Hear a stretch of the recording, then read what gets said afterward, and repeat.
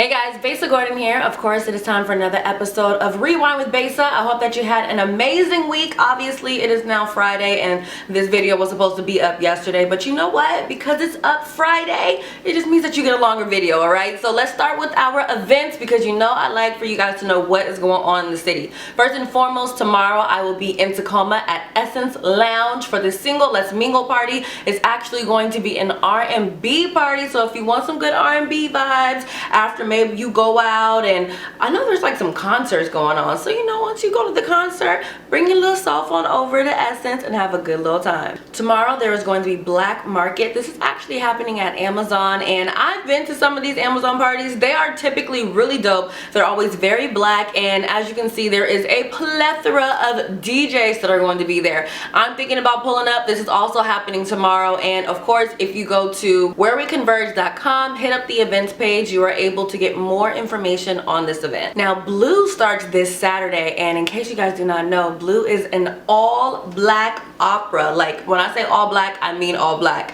Check out this trailer and then check out an interview from Joshua, who happens to star on Blue.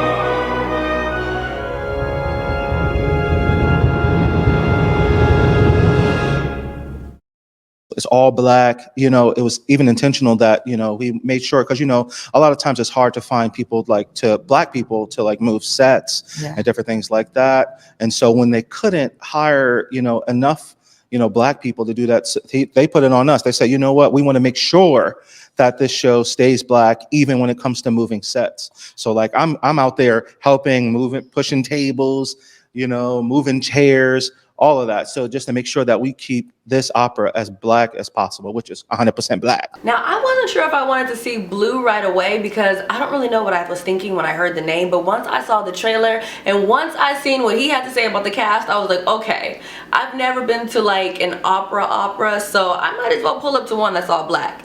Hit me up on IG at Besa Gordon. Let me know if you already grabbed some tickets. And if you send me an email, besa@whereweconverge.com, I might be able to get you some tickets. I believe we at least have one more pair left. So y'all got until 2 o'clock to get that entry in. We also have Black Violin that is starting March 4th. And of course that will be playing at Paramount Theater. And then in terms of things that I did, because you guys know I like to be out there and live my best life, I ended up going to Fill the Table with my girl Key Porter. We were at the communion table, and honestly I didn't realize that Fill the Table was so intimate. I feel like if you were to go and it's your first time going, unless you're going on like a date, I suggest going with like 3 to 6 people. I feel like 3 to 6 people is enough for you to all have like the best experience, because you end up having the whole field that's open. You're not necessarily able to walk through the whole stadium, but you're able to walk through a nice part of that field and go around and take photos. So if I were you, and when Fill the Table comes back next year, pull up with about 5 or 6 of your friends and have your best life. Now, I also went to the Jasmine Sullivan concert, which was a vibe. The only thing that I had that was an issue,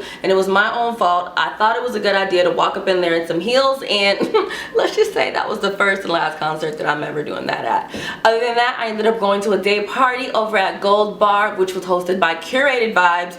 I'm bringing this up because people are always asking me, Besa, what party was this? Where was that at? Oh my goodness, where are you finding all the black people? I tell you guys all the time where to go. I just feel like y'all don't be listening. So in terms of this particular party, it was by Curated Vibes, so I suggest you follow the page. That way you know when the next party is. I also went to communion, okay, on Friday nights. Communion has late nights. Basically, you pull up at about 11 p.m. and it's a party, it's a party, it's a party, okay? If you haven't gone, you've definitely been missing out. And everyone is very friendly, everyone is very lit, but everyone is very friendly there. So definitely pull up to communion. Get there early because there will be a line. Now, that is about it in terms of what I got into. Let's get into this Rewind news first. Cardi B basically was in the news lightweight this week after someone asked her opinion on everything that's happening happening out here right now. Now, of course, after her tweet went out, people had things to say. Everybody always feels like Cardi B should mind her own business, when in reality, somebody asked her opinion. Like, is she supposed to ignore every question that she gets on social media?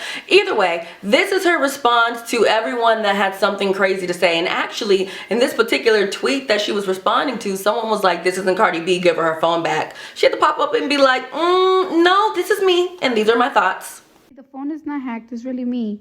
I actually want to say a lot of things, but I'm just going to mind my business because sometimes I feel like I have such a big platform that if I don't say the right things, I might get killed. But I'm really not on NATO's side. I'm really not in Russian side.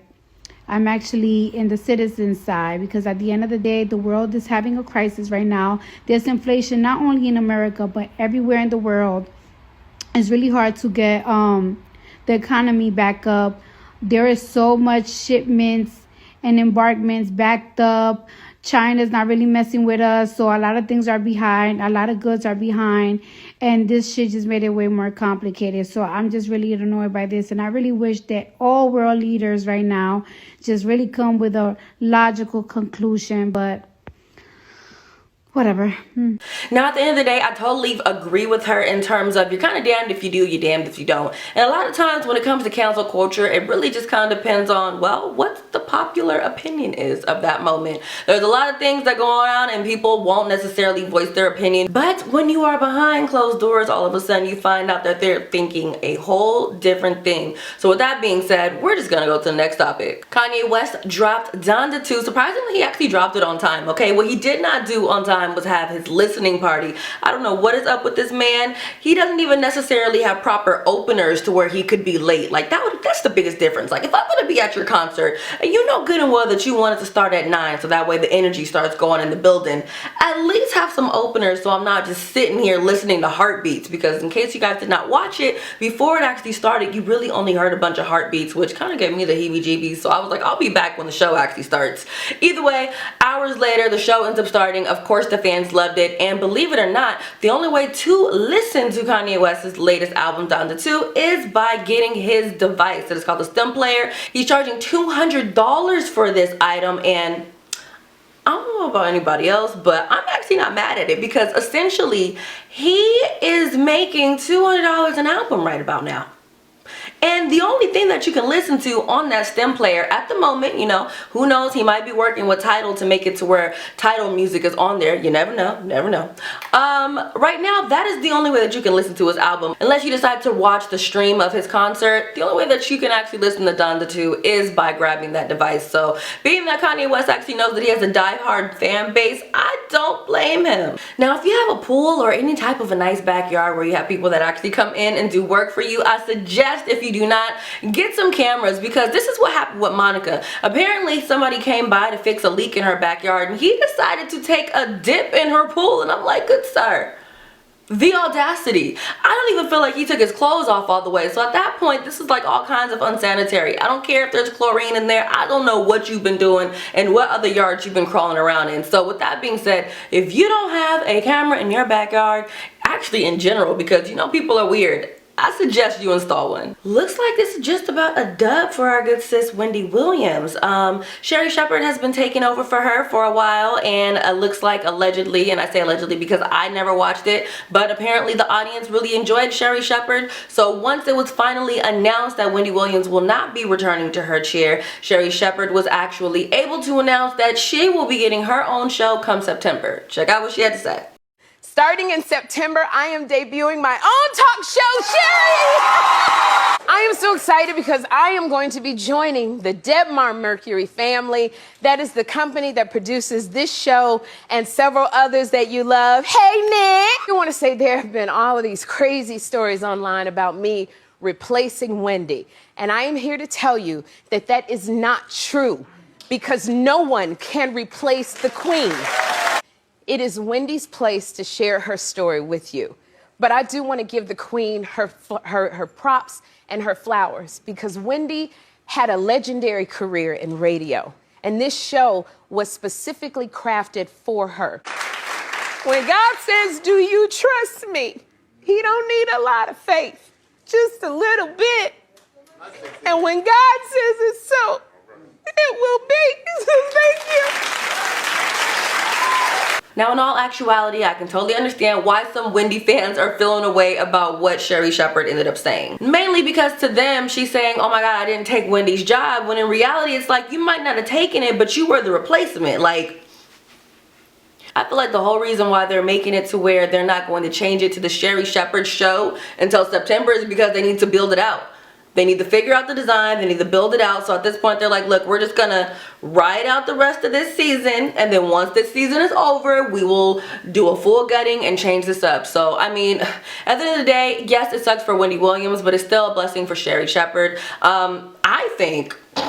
I think that Wendy Williams should actually do a podcast. If you ask me, she is very raw, and when she's on, you know, these major channels, she does kind of have to tone herself down just a little bit, right? But if she had her own podcast, she could say whatever the heck she wanted, especially being that it's Wendy Williams. She could honestly put it on her own platform, and I'm pretty sure people would pay to listen. Now, rapper Coi Leray, she is actually Benzino's daughter. If you know about The Source, and also if you watched Love and Hip Hop Atlanta back in the day, you will know Benzino, okay? And he has a daughter named Coi Leray. She has some really cute songs out there. Well, allegedly, she had a song with Nicki Minaj, at least until Benzino started yapping his mouth on Clubhouse. I don't want to play the video because Clubhouse is actually an app where you're not supposed to record things, so it really sucks when people actually do come out and they like do a screen grab, but whatever, we digress. In a nutshell, according to Coi Leray, somebody was on the app talking crazy about her, and her dad decided to defend her by saying that she had a song with Nicki Minaj coming out. Now, I'm not sure if this tweet came first, if this IG post came first, or this video of Coi Leray basically scolding her daddy. Check it out. Just came on and say that because my dad pissed me off. My dad is one thing about me and him, like, he gonna go hard for me every single time. He not gonna let nobody talk crazy about me or nothing. So I guess it was a situation where people was yapping their mouth on the Clubhouse, and he felt like he had to defend himself. But I had to tell my dad, like, you know, he's an OG, and he's super, he's big. You know, back in the day, everybody knows my dad OG, but, like, I have to tell him I'm in the front right now. You know what I'm saying? Like, Zeno got to know he got to play the back, you know, gracefully. Because it's my turn now, you know? It's my turn, Daddy. I'm going to need you to sit down now, grab you some popcorn, enjoy the show, and clap for me when it's time to clap for me. All right, Daddy? Don't worry, I told him this before I hopped on live, so don't think I'm on live talking to him. At the end of the day, if she really did have a song with Nicki Minaj and her dad mentioning that on Clubhouse is what canceled it, it's kind of jacked up, but at the end of the day, the same thing happened to Cardi B. If you guys don't remember, Cardi B was supposed to have a song with Beyonce, and apparently I think her producer leaked the song, and the song never came out. So I'm not that surprised. All right, y'all, that is all that I got for this week's Rewind with Besa, okay? Make sure that you pull up on me Saturday at Essence Lounge. I will be in Tacoma. And also, for anyone that's wondering what is going on at Cube, child, I don't know. Okay, I know as much as you do. What I do know is that my key card still works, and that is all that matters to me, okay? So although you can't listen to me on 93.3 right now, if you have the iHeartRadio app, you can still listen to me on the weekends and Jammin' 107.5, and you can listen to me Sunday nights on B95. And honestly, that's really all that I know right about now. With radio, things are always up in the air. You never know what's going on, but this little article that I've been popping up right here pretty much says everything that you need to know, because that is all that I know. So with that being said, like I said, you guys have until 2 o'clock today to enter to win those tickets to see Blue. It's a Seattle opera, so it's going to be playing at McCall Hall starting this weekend. So definitely shoot me an email, besa@whereweconverge.com, if you would like to go, and I might be able to pick you. We don't have a lot of tickets, but hey, that's why it's a giveaway. And otherwise, I'll talk to you guys really soon. You already know. Keep it with me on IG at Besa Gordon, and of course, have an amazing rest of your week.